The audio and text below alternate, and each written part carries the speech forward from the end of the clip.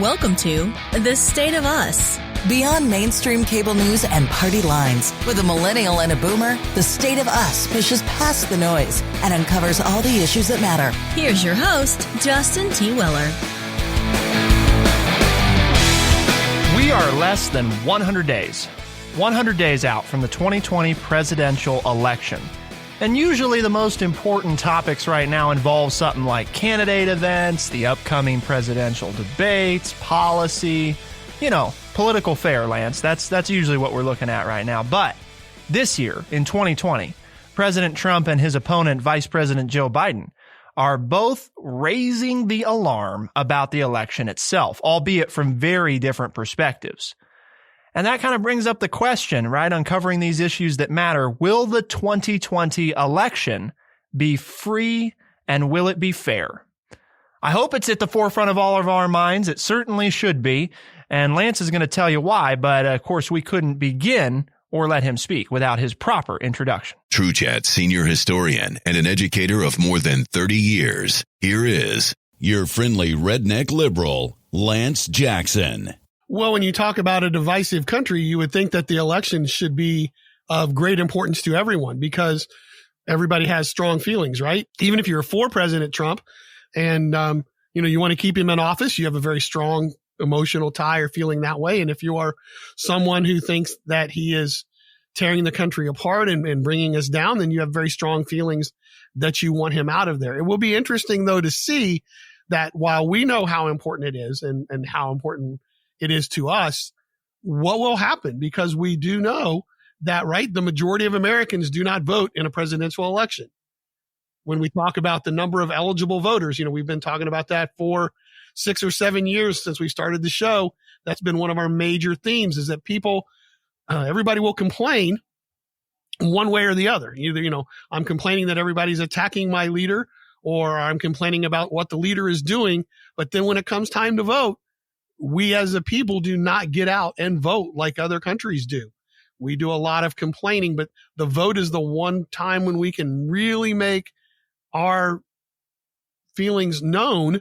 And we need to really get on the ball here and vote in this election, as we do in every election. Well, let's not forget too, Lance, right? The silent portion that might be voting, but doesn't like the other two sides that are yelling and complaining and screaming at one another, the Bradleys of the world, right? We had that episode a couple weeks ago where there's some people out there that aren't sure where they're at, who don't really know what they're going to do. And it's probably equally, if not even more important to them, because they're the ones that tend to make up that final decision count. Yeah, but I'm talking about those people that no matter how they feel or what they say, don't cast a ballot. For whatever reason, the numbers show us that even all the people who could register, we don't even have everybody registered to vote. So many of those people who want to vote, they're not even registered to vote. So, and then we barely get a majority of registered voters. And therein lies the semantics of what I'm talking about. You're saying, well, what do you mean? It said 60% of registered voters voted in the last election. No. Exactly. There's a whole group of, not necessarily Bradleys, but people out there who are very opinionated, who don't get the paperwork done, who don't register to vote, and then they don't get to vote, or they vote and their vote doesn't count because they didn't register in time. Now they can vote in the next election. So historically, when you look at it, the United States, the number of people who could vote versus the number of people who are registered to vote, there's a great discrepancy there. So now is the time to get registered to vote so you can have your voice.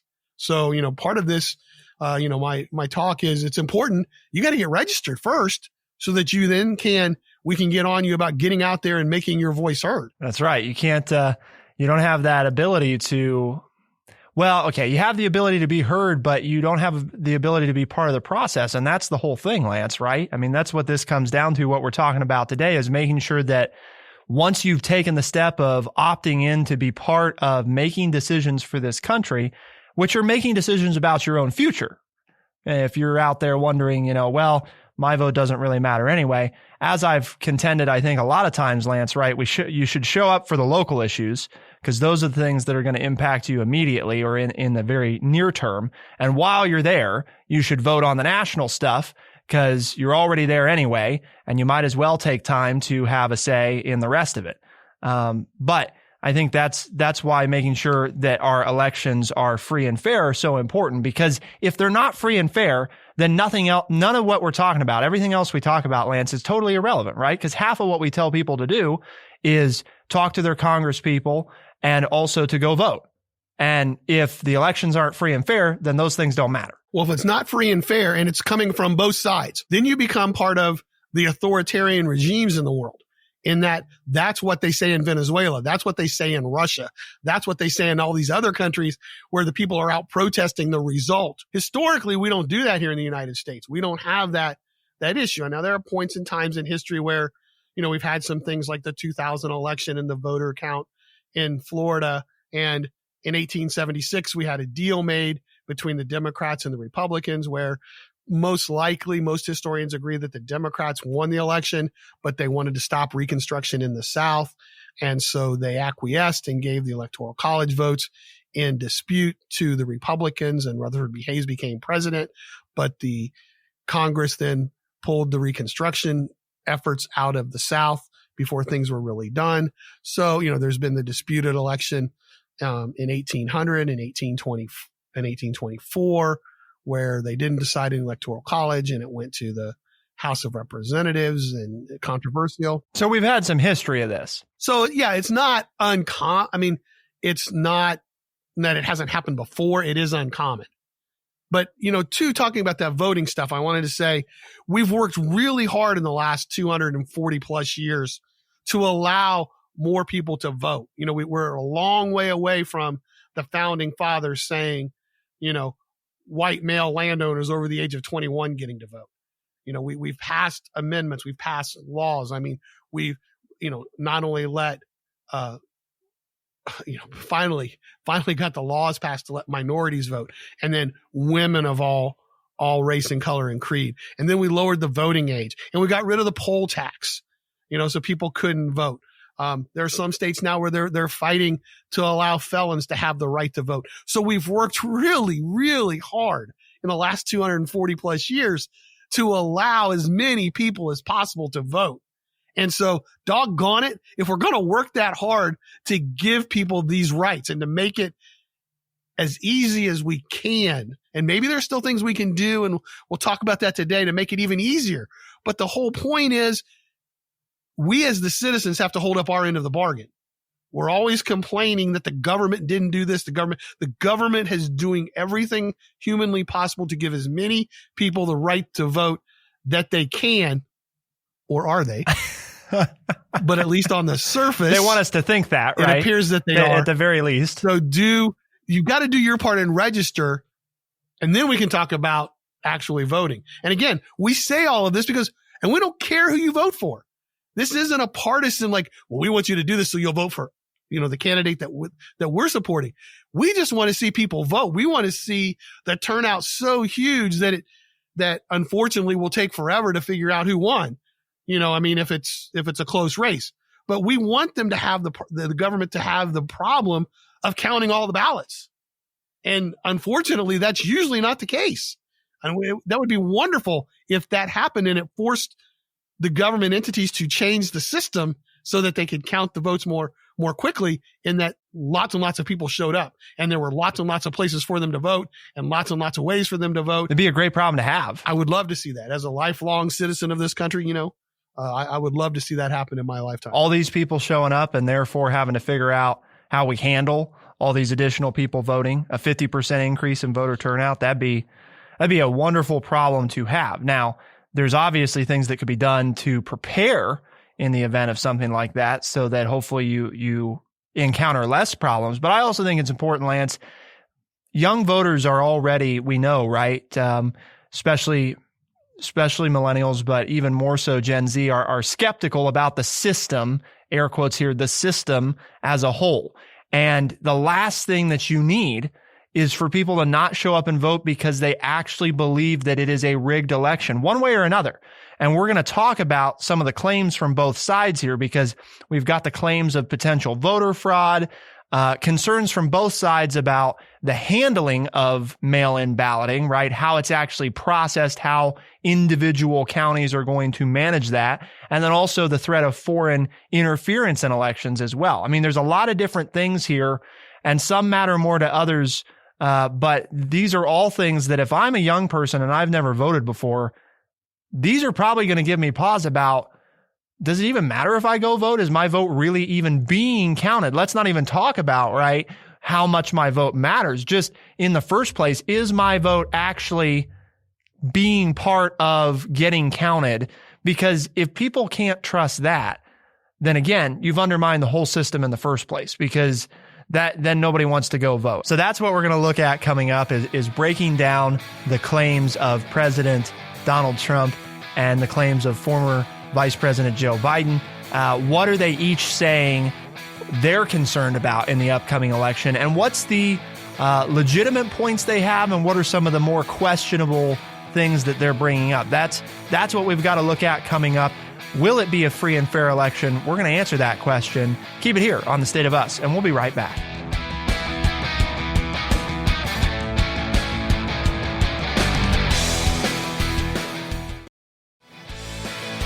We are The State of Us. Here's your host, Justin T. Weller. With less than 100 days to the 2020 presidential election, there's a lot of important things to review, Lance, and I think you and I will probably, our listeners are going to see us talking a little bit more here and there about the election specifically. And as they do, I think it's great that we're kind of kicking off the 100 days in talking about something the rest of the media's just not covering nearly as much as they should. Because like you and I talked about in the first segment, right? First and foremost is the integrity of elections. If we don't have that figured out, if the people cannot trust one of two things, either they can't trust that they'll be able to vote if they show up, and they can't trust that even if they vote, that it will be counted correctly or have an impact, then the whole system's undermined, regardless of who you support. Because that's kind of the fundamental nature of at least where we've been in recent history as a nation. If you're of eligible voting age and you meet the criteria, then you are supposed to have the right to vote and therefore to be heard. But as we know, there have been issues with that in recent years in different states and in different elections. And now with COVID-19, there's an even heightened sense about what are the special provisions this year, if any? And if there aren't special provisions, how's that going to affect everything? And to top that all off, you've got both primary presidential candidates, Democrat and Republican, presumptive nominees for both parties, showing some concern about whether or not we can trust the results that are going to come out in November. Which is really sad that that's the case, because don't we have enough issues that we can talk about that I would really like to hear from the candidates and say, and listen to them so that they can tell me what they're going to do about no matter what I believe, right? But what should we do about the pandemic? I mean, should we open everything up or should we shut everything down? Or do you have a plan somewhere in between? I'm not taking a side on what should be done. I would just like to know what the person I'm voting for is planning on doing. What are you going to plan? What are you planning on doing for the race division in our country? You know, what are you going to do with that? What's your plan for that? Okay. I mean, it exists. We see it exist on an everyday basis. I may not, I'm not telling anybody that I'm saying I want this person or that person. I'm saying I want both candidates to be talking about those kinds of issues. What are you going to do with China? What are you doing with Russia? What are you going to do with the national economy? What are you going to do about the infrastructure of this country? What are you going to do about immigration or whatever? Pick the issue. Healthcare. We're not getting that. All we're getting from the two main candidates that we have, which historically in our country, that's where the winner's going to come from. Okay. I mean, this isn't that show, but that's where the winner's going to come from. And we're worried about whether mail-in voting is going to be an issue or Russian interference is going to be an issue, instead of talking about the issues so that I can be an informed voter and make a decision on who I should vote for. And that's the sad part of this whole thing. So we have President Trump, who's been on national media coverage saying, yeah, well, I don't know if I'm going to acquiesce to the outcome because there's potential voter fraud with mail-in ballots. What's he talking about, Justin? Okay. So there's I think a couple pieces to this. There's the part that is Trump's perspective, and then there's the part of it that I think is something that we have to talk about. There's two things that I think we have to talk about with mail-in voting. I think Trump's claim, and you all out there in the audience, the stateofus.org, we've got the article that we're referencing for today's show linked there, so you can read it for yourself. I don't think that I'm off base in saying I think, Lance, that his contention is essentially if there's all these mail-in ballots, there will be more widespread voter fraud than there has ever been. And historically, voter fraud, from what we know, and this is one of those things I hate about this, Lance, because unfortunately it gives way to a lot of conspiracy theories. It's the whole idea of, voter fraud's only, 0.2% or something. It's incredibly low, so low that it basically never matters. But it's also what the conspiracy theorists then counter contend is, well, that's the percentage that we know about. So how do you know what you don't know? And that, of course, is part of what fuels the conspiracy theories, is that there's no way to disprove what they're saying. How do you know that it's not more than that? Well, I can't prove that. I can't prove what I don't have access to. So, generally speaking, it's pretty accepted that voter fraud is not a serious issue as it stands. But at the same time, the vast majority of everybody that votes shows up on election day and votes in person. We are not a country historically that, has voted any other way than that for a majority of the people that show up and vote. So even though lots of states like Ohio have a full month of in-person early voting you can do, most people don't vote that way. And of course, pretty much all states have some form of absentee voting. Now, that varies quite a lot from state to state. So I think Trump's claim, Lance, is that if we move to lots of mail-in voting, there's going to be widespread, voter fraud. One of the problems with that argument, I think, is that, historically there hasn't been a lot. I think the counter to that, of course, would be that, but historically not a lot of people vote by mail-in ballots. So, but it's something that the president himself has used in the past. Right, mail-in voting. And many of our political leaders, because they're not necessarily in town. And so now here's, whether it's the pandemic or it's hard for you to get out to vote because you're maybe working a bunch and you can't get there, whatever your reason is, now we're going to castigate an entire system because, again, is it a deflection? There's the former Republican governor of Pennsylvania, Tom Ridge, who was also the leader of Homeland Security, who has come out and said, as a Republican, I don't know why the president is against this. Is he trying to deflect attention to what's going on? I mean, even there's been some Republican pushback on this and saying, we really need to get people out to vote. We don't want to be talking about things that are going to discourage voting because that's not what the United States is made out of. That's not what, that's not the foundation that we're built on, is to try to discourage people from voting. We need to encourage people to voting. When we talk about mail-in voting, what do our lawmakers need to be talking about? And I think there's two things here. The first and foremost thing is simply that because, generally speaking, a large portion of the population does not vote by mail-in ballot, we need to be taking steps right now today. The states need to be providing the resources, Lance, to their local boards of elections to handle this stuff, because there's been reports from all across the country, right, earlier this year in just how badly everything was handled in the primaries because the states did not provide resources to their poor local boards of elections. And so they were not equipped to handle this. And that is an area where the voter fraud may not be in the people casting the votes itself, but because of mismanagement, things don't get handled the way they should. And to your thing earlier about this being sad that we have to talk about this, let's just be clear. This is all avoidable, right? Nothing that we're talking about is like, oh, there's no way to fix this. It's like, yeah, these are things that could be fixed if our lawmakers would get off their butts and properly fund and provide the access to training and the access to resources that local boards of elections need, instead of not doing anything until the last minute and then not having enough time to do the things that have to be done to ensure that the election goes the way it's supposed to go. The groundwork needs to be laid now so that there isn't the problem come the first weekend, the first week in November. As soon as President Trump comes out with this and his concerns, rightfully or wrongly, then we have former Vice President Biden who comes out and says, well, my concern is not mail-in balloting. My concern is about Russian interference in the election, which we already have proof. At least there's more proof than mail-in voter fraud with Russia. You can say there isn't, but there's more smoke with the Russian interference in the 2016 election.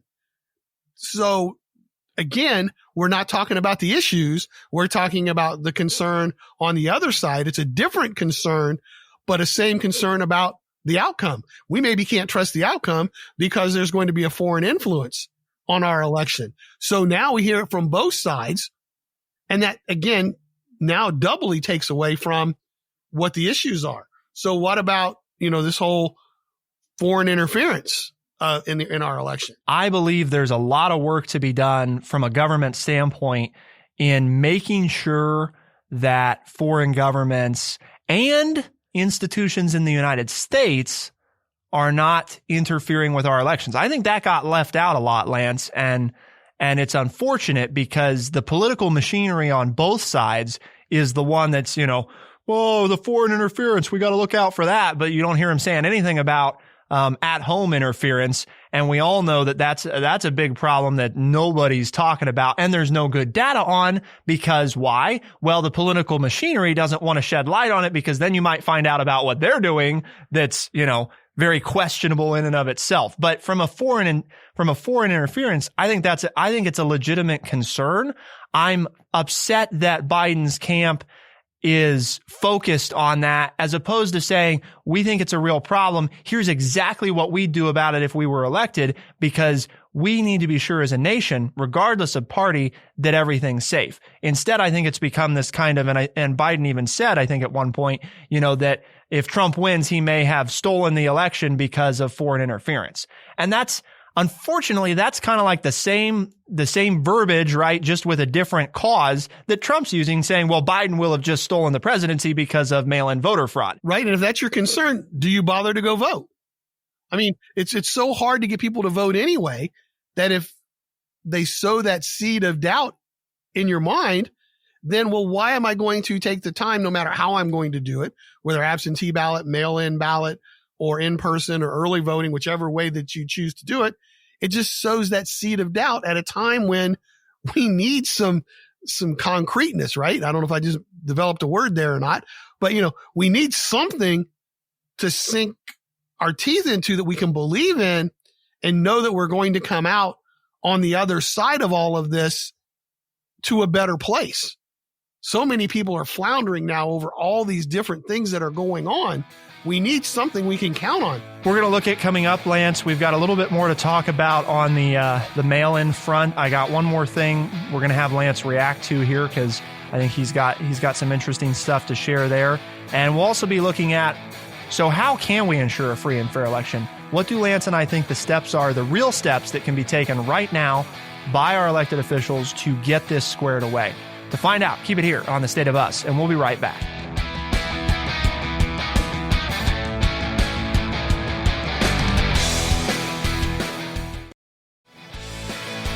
We are The State of Us. Here's your host, Justin T. Weller. We're in the home stretch. Less than 100 days to go to the 2020 presidential election. And unfortunately, Lance and I are not talking about policy per se today. We're not talking about all the things the candidates want to do.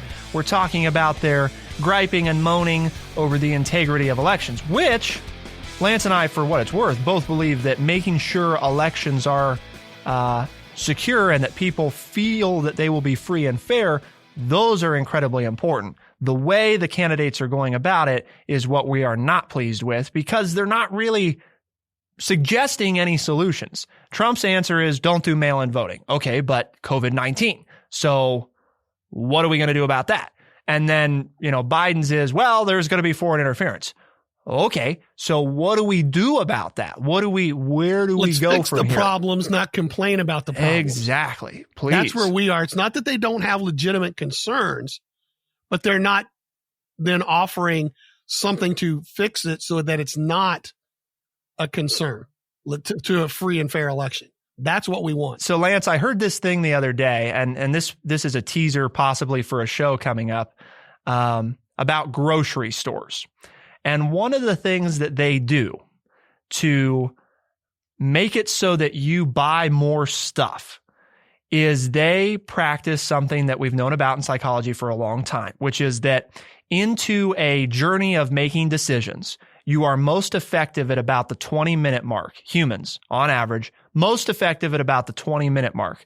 By the 40-minute mark, you have experienced fatigue, okay?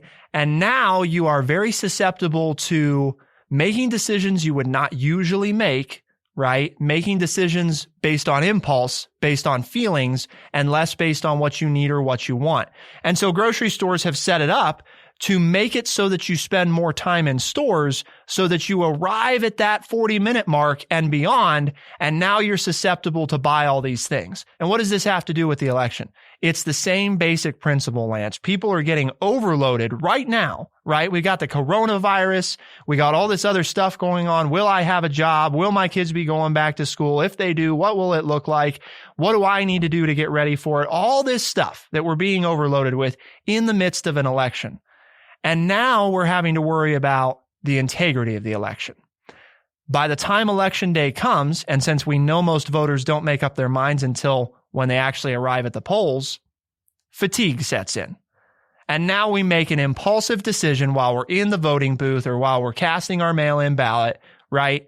And now we've made a dumb decision that we probably wouldn't have made because either way, right? Either side, because we've been so exhausted by everything going on. And the real crime is that both parties are completely playing into that. We're deploying some of those tactics in a hope that, voters just are too stupid to make up their minds because they get so worn out before we even arrive there. So Lance, mail-in voting. I think it's got to be something we have to do, right? Because of COVID. I mean, I think it would be silly not to. You're going to make people like you choose between staying safe or voting. And I don't think that should be a choice. I mean, there's a lot of people in that position, right? Mail-in voting, let's not say it. You almost framed it, and I know you didn't mean to, but you almost framed it like, well, this is a new thing. We're going to try some mail-in voting. This is not something that's new. I know you didn't mean it that way, but this isn't new, folks. This is something that's always been available to you, and many, many people have taken advantage of it in the past. So this isn't a new concept. It's just one that's not pushed out there. And unfortunately, each state has its own rules, and which then it makes it harder for everybody to know what to do because you have to go and do some research, which is why most of us just show up on election day because we know that, except we've even gone so far in some states that they close polling places that have been open for 40 years and don't tell anybody, and they move them, and then they're making it harder for you. But that's another voter fraud election issue that we haven't even talked about.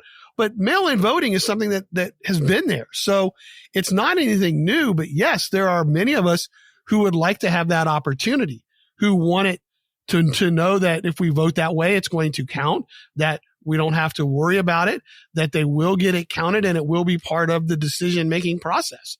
And that's a very important thing to many of us. And, there are multiple reasons, not just COVID-19. Maybe you don't have a ride to the polls. Maybe you don't have dependable transportation. Maybe you don't want to get out for other reasons. Maybe you're not going to be in town at that time. Maybe you're away on a business trip or whatever. So there are all kinds of reasons why mail-in voting exists. And many of us would just like to see it handled so that the government puts in different things to make sure that it is safe, that it's not fraudulent, and that the votes can get counted in a timely manner. And that's not what they're doing. That's our concern. Not so much the fraud end of it, but but the state and local governments are not prepared for the number of ballots that might even be requested, much less even turned in and then finally have to be counted. Right. And that was one of the big issues in Georgia's election last month was there were all these mail-in ballots that they found out after they had released, the numbers, so to speak, that had not been counted because the poll workers with the new machines that they hadn't been trained on had not been instructed on how to count the mail-in ballots they had received. And while you look at an individual counting, you say, well, it was only 50 or 150, a couple hundred votes maybe. So it probably wasn't, in this county, it probably wasn't enough to change the state. Okay, but if that is happening in all these counties because they don't know what to do, again, it's not the process worked up until the point they got counted. So in that case, there wasn't a fraud issue before the ballot came in. It's once the ballot got here, it didn't get counted right because they didn't know how to do what they're supposed to do with it. And so that's, I think, a big concern. And then the other side of this that I had told you, Lance, is I do think there's not a large percentage of people vote by mail right now. Most people, like we've talked about, show up in person and vote that way. Especially in presidential election years, it's higher mail-in voting in quote unquote off years where there's not a federal election. But I think that one thing that we have to be talking about right now is how do we ensure that if mail-in voting is on a large scale, that it is safe? Because Lance and I did talk about, I think like a year and a half ago now on the State of Us, we did an episode where there was this gentleman who was working for a candidate who used the mail-in voting system as a way to, again, what he technically did wasn't exactly illegal, but it sure as heck was not ethical.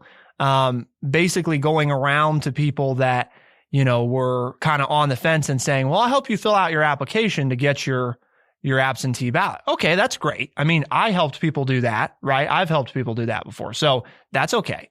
But then it was we're going to have it come, we're going to mail it because you can choose where you have it mailed, right?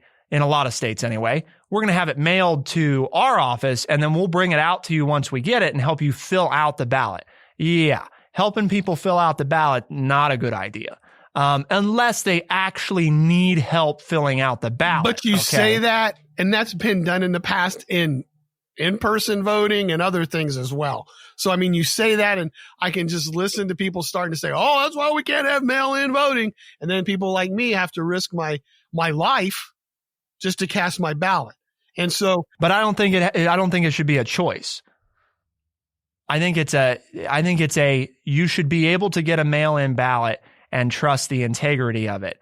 And I think that if we put more effort into updating the mail-in system, both from a counting standpoint, and a delivery and receipt component, we could come up with something that's better and safer than what we have.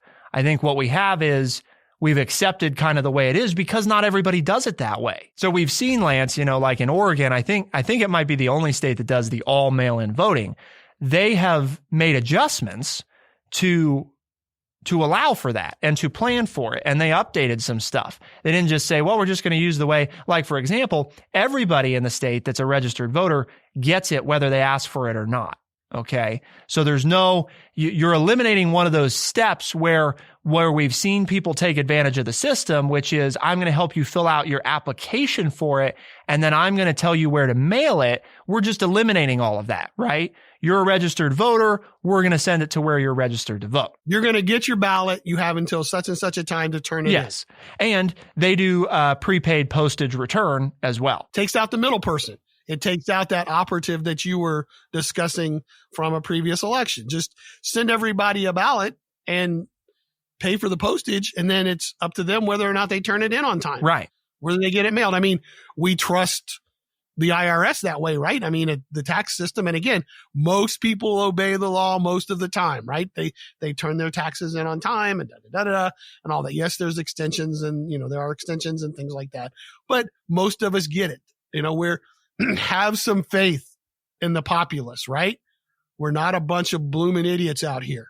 You can send me a ballot, and if I want to partake, I can mark it up correctly, put it in an envelope, put it out there, and hopefully the United States Postal Service can get it to the election offices. Okay. I mean, I understand that there's still the more people, the more hands that touch something, the more opportunities there are for something to go wrong, which is why I prefer in voting. But that's also kind of a patriotic thing that it's to get up. I'm kind of reconnecting with my forefathers, that this is what they did, that they stood in times of war and Indian attacks and all kinds of different things that we've had going on in this country in the last 240 years, but still went out and voted. And that's, there is something to that, but doggone it, we don't need to make it harder to cast a ballot. We need to make it easier. And we have the capabilities to make sure that there's not fraud in any capacity. Yeah. It's this, I think for a lot, it's this, this game of, well, if we have one, we can't have the other. If we make it easy for people to vote, then the election can't be secure. Or if we make it secure, then it won't be easy for people to vote. And I think both of those are, I mean, for crying out loud, Lance, this is the freaking country, right, that sent somebody to the moon and invented the nuclear bomb. And I mean, I could go on and on and on. Whether or not you think some of these inventions are good things, irrelevant. We've done amazing, tremendous, things and accomplished great technological feats. And you're telling me that we're giving up on voting because we can't figure out how to make it both easy to vote and secure? I mean, my gosh, let's get some perspective here. I'm sorry. That just seems like from both sides, that seems like we're just giving up because it behooves their respective sides to not dig into it. And that is a real shame because that is not what the election's about.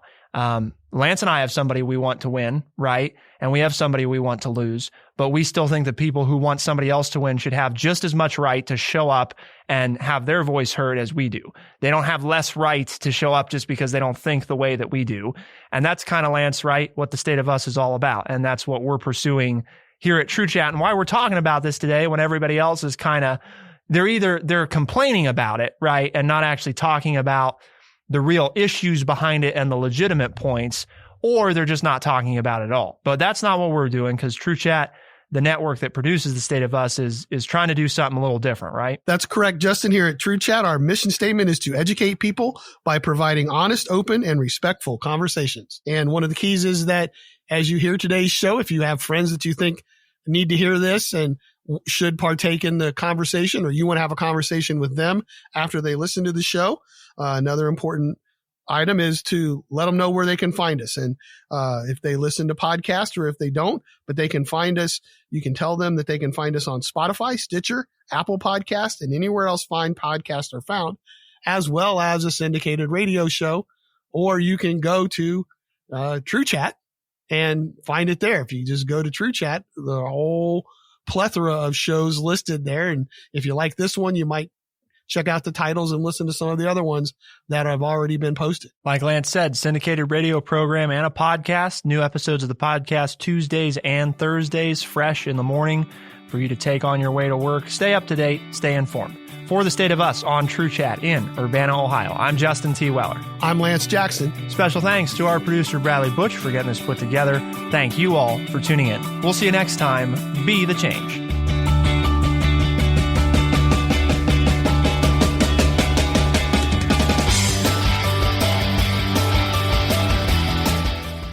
Be sure to check out our website, thestateofus.org, for books, articles, and all the ways to tune in.